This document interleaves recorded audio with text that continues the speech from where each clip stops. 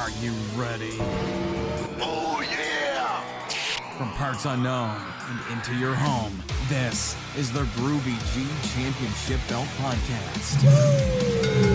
Now, here's your host, Groovy G.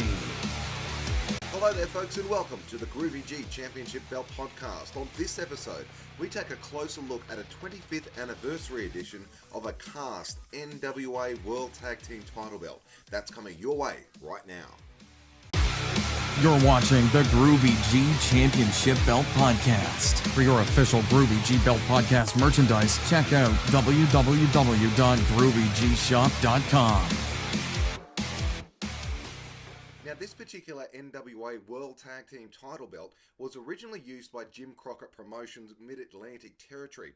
Now, the NWA allowed its members to create their own territorial versions of the NWA World Tag Team Championship without the approval of the Board of Directors. So, there were a number of territories and belts which were labelled as the NWA World Tag Team titles. By the early 80s, however, almost all of the other versions of the NWA World Tag Team titles were either inactive or obsolete. So the Mid-Atlantic version became the unofficial but still recognised World Tag Team title. Jim Crockett Promotions would eventually be sold to Ted Turner, who would rename it WCW.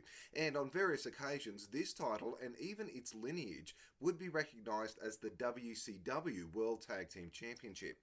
This particular Mid-Atlantic version of the NWA World Tag Team titles were introduced by Ole and Gene Anderson in 1975, who apparently won a tournament for the vacant titles. However, as with a lot of wrestling history, Jim Crockett Promotions would quote that this title's lineage went all the way back to Jackie and Sonny Fargo, who lost the titles in 1961. Why is that important? Well, this silver version of the belt that you see in front of you right now was made to mark the 25th anniversary of this belt in 1986. Now, the original belt that was introduced sometime in 1980 was an all-gold belt on a burgundy strap with white stitching around the border, and only two of those were ever made. So those belts that you see in photos held by Ricky Steamboat and Jay Youngblood, the Russians and the Rock and Roll Express, they were all the same original belts. Sometime in late 1985 or 1986, these belts were replaced by possibly a George Levy trophy-style belt, then a Reggie Parks acid etch belt that was on a blue strap, before being reintroduced in this silver 25th anniversary version at Starrcade 86. Reggie Parks was responsible for replating and releathering the silver anniversary title onto the black strap, just like this belt that you see in front of you right now. Now, these original belts were made by Alex Molko, who's better known as Nikita Molkovich, who was a Ukrainian wrestler who worked an evil Russian gimmick in the 60s and 70s.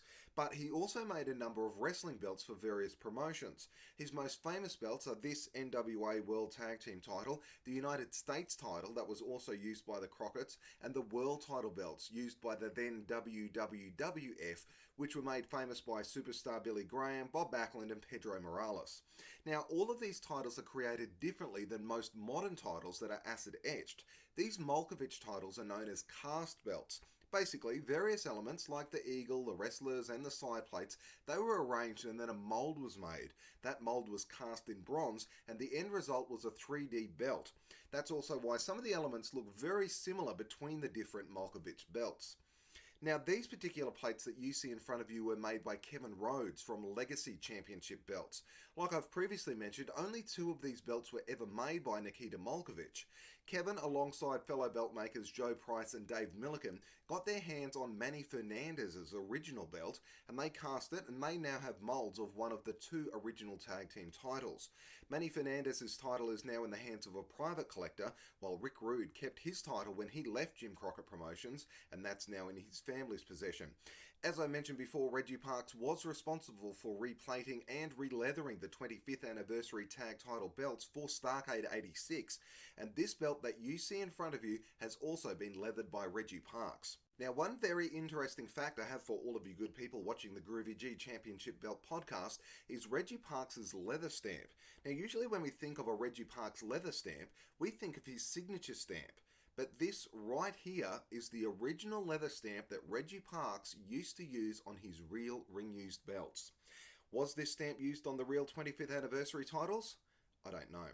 Reggie Parks doesn't know, and perhaps we will never know unless we get to have a look at the real belts. Reggie Parks sometimes used a signature stamp on his title belts and sometimes he did not. Also, around about this time, when this belt was reintroduced in late 1986, Reggie had already made other titles for Jim Crockett Promotions and the WWF that did feature his more famous signature leather stamp that we're all accustomed to. However, seeing this as an old school belt, I think it's only fitting to have an old school Reggie Parks signature stamp on it.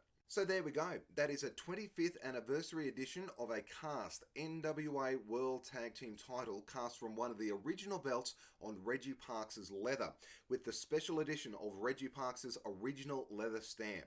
Now let's take a sneak peek at what's coming your way on the next episode of the Groovy G Championship Belt Podcast.